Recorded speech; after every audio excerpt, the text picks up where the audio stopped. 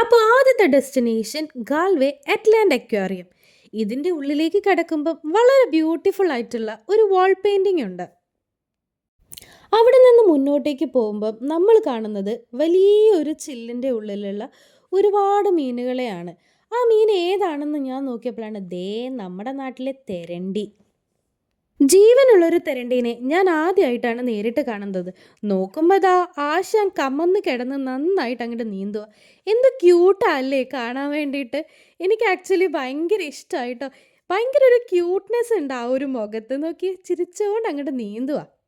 കുറച്ചുകൂടെ മുന്നോട്ട് നടന്നപ്പോൾ വളരെ ബ്യൂട്ടിഫുൾ ആയിട്ടുള്ള പവിഴപ്പുറ്റുകളെ കണ്ട്.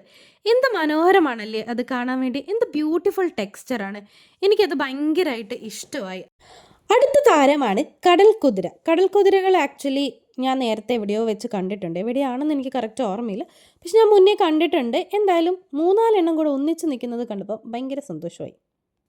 കുറച്ച് മുന്നോട്ട് നടന്നപ്പോൾ ബ്ലൂ ടാങ്കും ക്ലൗൺ ഫിഷും. ഇയാളാരപ്പാ? ഇയാളെ പേരെനിക്കറിയില്ല. അറിയുന്നവരുണ്ടോ ഒന്ന് കമൻറ്റ് ചെയ്തേക്ക്.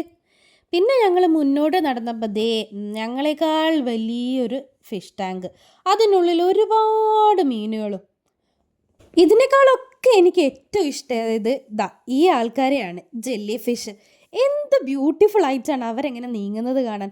കണ്ടപ്പോൾ തൊടാനൊക്കെ തോന്നിയെങ്കിലും ചില്ലിട്ട് പൂട്ടിയതുകൊണ്ട് അതിനെന്തായാലും കഴിഞ്ഞില്ല. വളരെ ഇൻട്രസ്റ്റിംഗ് ആയിട്ടുള്ള ഒരുപാട് കാഴ്ചകൾ ഇനിയും ബാക്കി കിടക്കുന്നുണ്ട്. എന്തായാലും അടുത്ത വീഡിയോയിൽ കാണുന്നത് വരെ tata bye bye, see U.